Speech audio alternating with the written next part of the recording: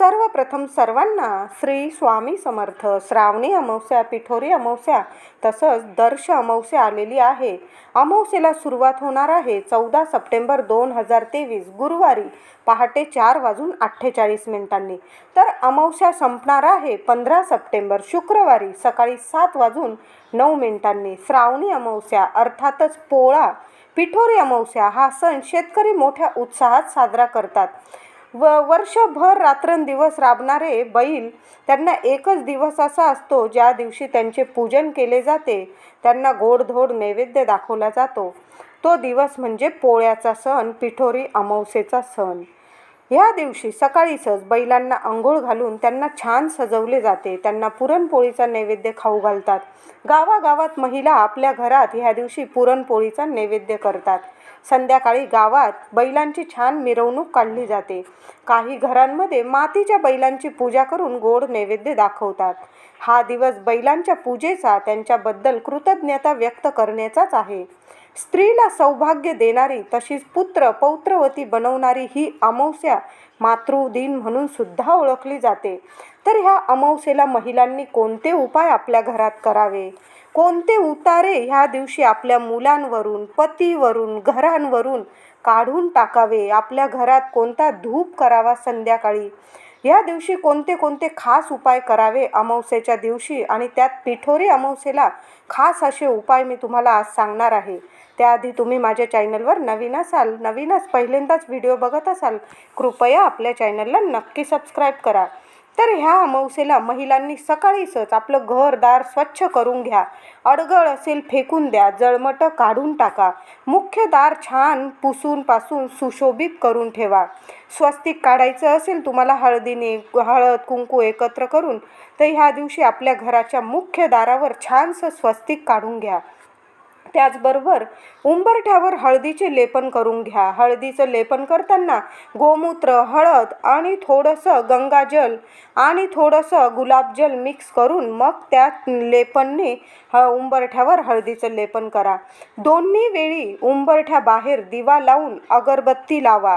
लक्ष्मी माता प्रसन्न होऊन घरात प्रवेश करेल. तुमच्या घरात दारात गोमूत्र, हळद मिश्रित पाणी शिंपडून द्या. यामुळे तुमच्या घरातील सर्व नकारात्मकता निघून जाईल.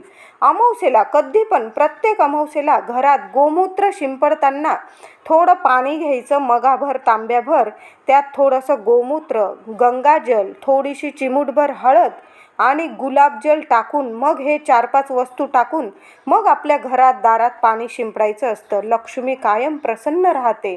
आपल्या घरात ह्या दिवशी गाईला नैवेद्यात पुरणपोळी खाऊ घालावी. पुरणाचा गोडधोड तर नैवेद्य आपण अमावस्याला पोळ्याला करणारच आहोत. तुम्ही नाहीच पुरणपोळी केली तर पहिली चपाती घेऊन त्याला थोडंसं साजूक तूप लावा, गाईचं तूप. त्यावर थोडीशी चणा डाळ ठेवा. एक मूठभर ठेवली, लहानशी मूठ भरून तरी चालेल. छोटासा गुळाचा खडा ठेवून तो नैवेद्य आपल्याला गाईला खाऊ घालायचा आहे. बघा, पुरणपोळीचा नैवेद्य देण्या इतकंच पुण्य आपल्या पदरात पडणार आहे. म्हणून तुमच्या घरात जर पुरणावरणाचा स्वयंपाक झालेला नसेल, पहिली चपाती घ्यायची आहे. कोणाला चपाती खाऊ घालण्याआधी एक चपाती बाजूला काढून ठेवा. त्या चपातीला थोडंसं तूप लावा, त्यावर मूठभर चण्याची डाळ ठेवा, थोडासा लहानसा गुळाचा खडा ठेवा आणि गाईजवळ जाऊन त्या गाईला आधी हळदी कुंकू लावा, नमस्कार करा, तो नैवेद्य खाऊ घाला. पोटाला छान हात फिरवा तिच्या. आपले सुख सौभाग्य अखंड राहते. असं केल्यामुळे गाईला हळदी कुंकू लावा. ह्या दिवशी पिठोरी अमावस्येला हळदी कुंकू लावून मान सन्मान केला गाईचा, आपलं सुख सौभाग्य वाढतं. त्याचबरोबर या दिवशी 1 किलो 2 किलो तुमची जशी ऐपत असते आपली, तसं आपल्याला गव्हाचं पीठ कुणातरी गरीबाला दान करायचं आहे. अगदी कुठं तुम्ही मंदिराबाहेर गेला, मंदिराच्या बाहेर गरीब लोक बसलेले असतात, त्यांना जरी तुम्ही 1 किलो 2 किलो 5 किलो तुमच्या ऐपतीप्रमाणे, तुम्हाला अगदी थोडंसं जरी 7-8 पोळ्यांचं पीठ द्यायचं असेल तरी एक तांब्याभर पीठ किंवा पातेलभर जरी तुम्ही पीठ गरिबांना दान केलं, आपल्या ऐपतीनुसार असतो. 5 किलो दान करा, 10 किलो दान करा, पण नुसते गहू दान करू नका. गव्हाचं पीठ दळून दान करा. ह्या दिवशी छानसे गहू दळून आणा, ताजं गव्हाचं पीठ दान करा. त्यात काहीतरी दक्षिणा ठेवून द्या. 11 रुपये ठेवा, 21 ठेवा, 101 ठेवा, 1001 ठेवा. आपल्या ऐपतीनुसार खूप चांगलं होईल ह्या दिवशी. पितृदोष कायमचा, कसाही पितृदोष असो, जुनाटला जुनाट पितृदोषसुद्धा हे दान केल्याने दूर होतो.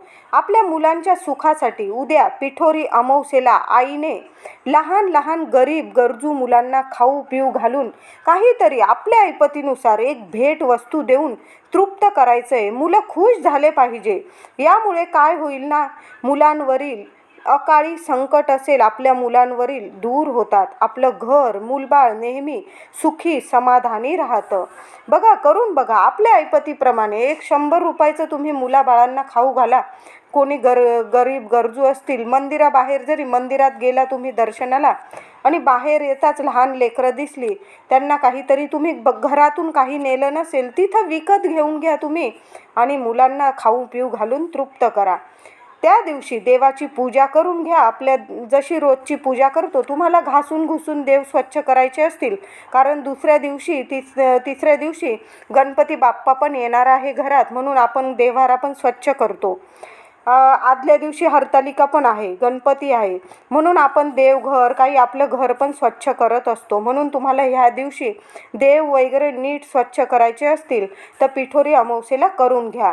त्याचबरोबर कुलदेवीला माता लक्ष्मीला कुंकुमार्चन करायचे आहे तुम्हाला आणि ते कुंकुमार्चन केलेले कुंकू नीट सांभाळून ठेवा. वर्षभर सांभाळता आलं सांभाळून ठेवा आणि रोज एक बारीकसा टिक्का आपल्या कपाळी लावत जा.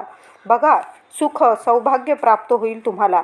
ह्या 14 तारखेला आपल्या मुलांवरून आणि पतीवरून आता खास उपाय मी सांगत आहे.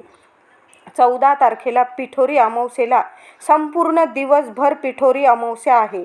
तुम्हाला जे काय उपाय करायचे आहे तुम्ही दिवसभर रात्री करू शकतात. 14 तारखेला आपल्या मुलांवरून, पतीवरून आणि घरावरून ही एक वस्तू ओवाळून टाका, उतारा काढून टाका. आपली मुलं, आपला पती छान प्रगती करतात, पुढे जातात, तर काही अशा नजरा असतात की त्यांना पुढे गेलेलं, आपली झालेली प्रगती त्यांच्या नजरेत कायम खुपते. काही लोक आपल्याशी गोड बोलतात पण मनात मात्र वेगळंच असतं. ज्यांना दुसऱ्यांचं चांगलं कधीच बघवत नाही, अशा वाईट नजरा कधी नजर दोष लावतात आपल्यालाच कळत नाही. हसती खेळती मुलं, पती अगदी तापट होऊन जातात, हट्टी बनतात, जिद्दी बनतात, चिडचिडी बनतात, आजारी पडतात. आजार काही ना काही आपल्या घरात कटकटी चालू होतात. त्याचबरोबर पतिदेवांना सुद्धा नजरबाधा होते, कामात यश मिळत नाही, त्यांची विनाकारण घरात चिडचिड होते, काही ना काही कामं अडतच राहतात. मग काय करावं, कुठला उपाय करावा? घरातील महिलेला सर्व चिंता सतावत असते, तर अमावस्येला वाटीभर भात करा. जास्त मुलं असतील थोडा जास्त तांदळाचा भात शिजवा. एखाद्या पत्रावळीत नाही तर एखादा साधा पेपराचा तुकडा घेतला, मूठभर भात घ्या.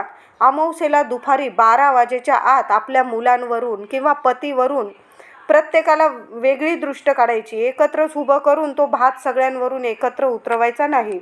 मुलाची दृष्ट काढणार, मुलाला उभं करणार, तुम्ही समोर उभं राहा आणि 7 वेळा तो खालून डोक्यापासून ते पायापर्यंत तो भात उतरवून घ्यायचा आणि छतावर किंवा बाहेर कुणी पक्षी खात असतील त्यांना टाकून दिला तरी चालेल.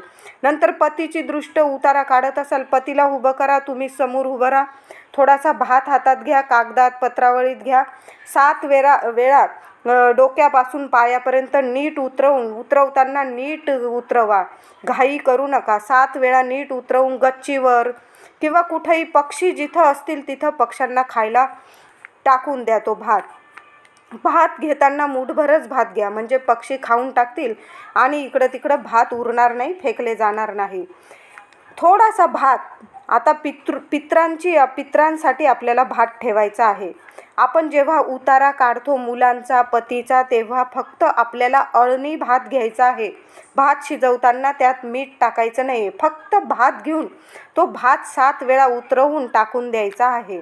आता पित्रांना भात ठेवताना अळणी भात चालेल. थोडासा भात घ्या, चमचाभरच घेतला, गोटीभर भात घ्या चमचाभर, त्यावर थोडंसं चमचाभर दही ठेवून आपल्या पित्रांचं नाव घेऊन तो भात गच्चीवर ठेवून द्या.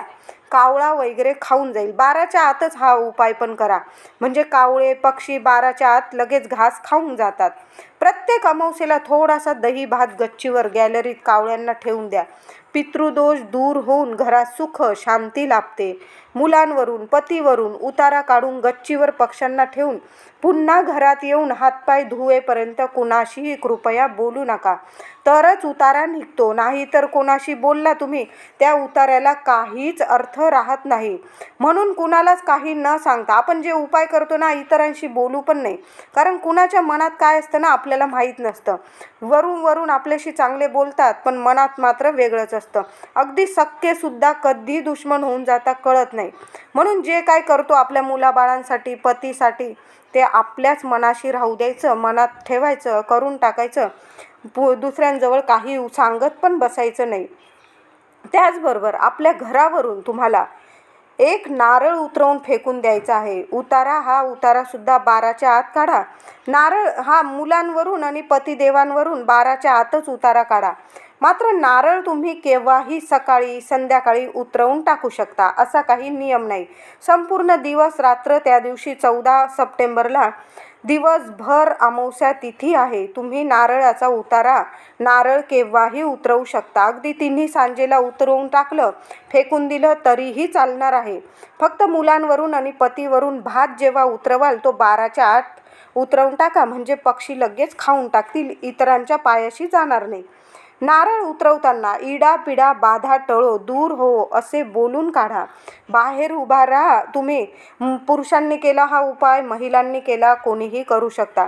पण घरातल्या महिलेने किंवा पुरुषांनी इतर कोणाकडून हा उपाय करून घ्यायचा नाही. आपल्या घरावरून नारळ आपणच उतरवायचं असतं, इतरांकडून नाही.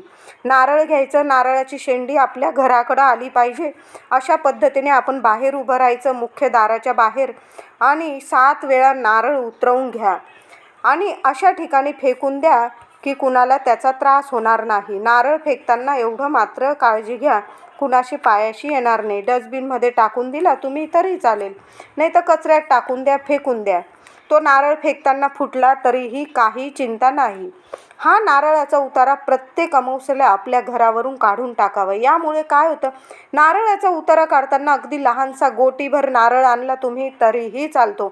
अगदी मोठाच 20-25 रुपयाचा तुम्हाला खर्च होईल, त्याची चिंता असेल तुम्हाला, अगदी 10 रुपयाचा 15 रुपयाचा नारळ आणला तुम्ही तरी चालेल. त्यामुळे काय होतं ना, घराला लागलेली नजर दोष, वास्तुदोष, पितृदोष, काही ग्रह दोष असतात घरातल्या व्यक्तींवर, घरातील नकारात्मकता, दारिद्र्य, गरिबी निघून जाते. म्हणून प्रत्येक अमावस्येला एक लहानसा नारळ घ्यायचा, बाहेर उभं राहायचं. दिवसभरात केव्हाही उपाय करा हा. संध्याकाळी जरी केला, रात्रीपर्यंत, अमावस्या तिथी असेपर्यंत हा तुम्ही उपाय करू शकता. घरात सुख, शांतता, समृद्धी मिळते. घरात भरभराट होते. कुणाची लागलेली नजर, इडापिडा टळून जाते, उतरून जाते. अकाली काही संकट असतं ते सुद्धा टळून जातं. एक नारळ खूप आपल्याला चांगले फरक देतो, फायदा देतो. अशाच घरात अखंड लक्ष्मीचा वास निरंतर राहतो. अमावस्येला पिंपळाचे पूजन करून 7 प्रदक्षिणा नक्की घाला. ह्यावेळेस पिठोरी अमावस्या आलेली आहे आणि गुरुवारी अमावस्या आलेली आहे. तुम्ही पिंपळाला स्पर्श नाही केला तरी चालेल, कारण पिंपळाला शनिवारी स्पर्श करतात. म्हणून या दिवशी पिंपळाला बुंध्याशी दूध पाणी अर्पण करा, एक दिवा लावून द्या, अगरबत्ती लावा. पिंपळाला स्पर्श न करता तुम्ही 7 प्रदक्षिणा घालून घ्या. 7 प्रदक्षिणा घालताना ओम नमो वासुदेवाय नमः, ओम नमो भगवते वासुदेवाय नमः, हे मंत्र जप करत प्रदक्षिणा घाला. 7 घाला, 11 घाला, 21 घाला, तुमच्यावर आहे किती घालायच्या तुम्ही बघा. 7 घातल्या तरी पुरेशा आहे. तिथं 2 मिनटं शांत उभे राहा. देवी आई लक्ष्मीचं मनापासून ध्यान करा. आईला सांगा काही इडापिडा असेल दूर होऊ दे, माझ्या घरात सुख शांतता लाभू दे, अशी पूजा करून मग घरी या. आपल्याच घरी या, दुसऱ्यांच्या घरी जाऊ नका. पिंपळाचे पूजन केल्यावर किंवा कोणत्या मंदिरात गेल्यानंतर आपल्याच घरात पाय ठेवायचा असतो, इतरांकडे जाऊ नका. आपल्या घरात, राहत्या घरात आता मेन उपाय सांगते. संध्याकाळी आपल्या घरात आपल्याला ह्या 5 वस्तू जाळून धूप करायचा आहे. तर तुम्हाला घ्यायच्या आहे 7 कापूर वड्या. भीमसेन कापूर असेल तर तो घ्या, नसेल साधा कापराच्या वड्या घ्या. धुपाच्या भांड्यात किंवा मातीच्या लहानशा पंतीत ठेवा. 7 कापूर वड्या, 7 लवंग. नीट ऐकून घ्या. 7 कापूरवड्या, 7 लवंग, 7 वेलची, 7 काळी मिरी, 7 जाड्या मिठाचे खडे. जाडं मीठ सगळीकडं मिळतं. आपल्या घरात पाहिजेच एक तरी मिठाची समुद्री. आपल्या घरात कायम जाडं मीठ आणूनच ठेवावं. कधीच जाडं मीठ संपू देऊ नये. लक्ष्मी असते घरातली. ह्या वस्तू नीट 7 वस्तू घेऊन नीट कापरावर जाळाव्या. जाळताना थोडंसं गाईचं तूप त्यावर घाला, अगदी थोडंसं घाला, आणि एक लहानसा गुळाचा खडा त्या धुपात टाका. संपूर्ण घरात, देवघरात कान्याकोपऱ्यात धूप फिरवा. धूप करताना दारं खिडक्या उघडी असावी. अमावस्येला या वस्तू आपण धूप करताना जाळतो. या प्रत्येक वस्तूचं आपल्या वास्तूला, प्रत्येक वस्तूचं एक महत्त्व, फायदा आहे. कापूर आपल्या घरातील नकारात्मकता दूर करते. आपल्या घरातील बाधा, नजर दोष दूर करते. काळी मिरी घरातील व्यक्तींवरील वाईट दृष्ट, कोणाची वाईटातील वाईट दृष्ट लागलेली असेल ती घालवते, दूर करते. लवंग घरावरील बाधा, दोष, पितृदोष घालवते. वेलची आपल्या घरात लक्ष्मी मातेला खेचून आणण्याचं काम करते. यामुळे घरात अखंड लक्ष्मीचा वास राहतो. तर तूप आणि गूळ आपल्या घरातील देवी देवतांना प्रसन्न करतात. अन्नपूर्णा माता यामुळे प्रसन्न राहते. घरात आपल्या नात्यांमध्ये गोडवा निर्माण होतो. घरातील कटकटी, वादविवाद, दारिद्र्य दूर होतात. म्हणून अमावस्येला, दर अमावस्येला, ह्याच अमावस्येला असं नाही, प्रत्येक अमावस्येला ह्या 5 वस्तू जाळून आपल्या घरात संध्याकाळी तिन्ही सांजेला लक्ष्मी येण्याच्या वेळी असा धूप करायचा आणि संपूर्ण घरात अगदी कान्याकोपऱ्यात फिरवायचा.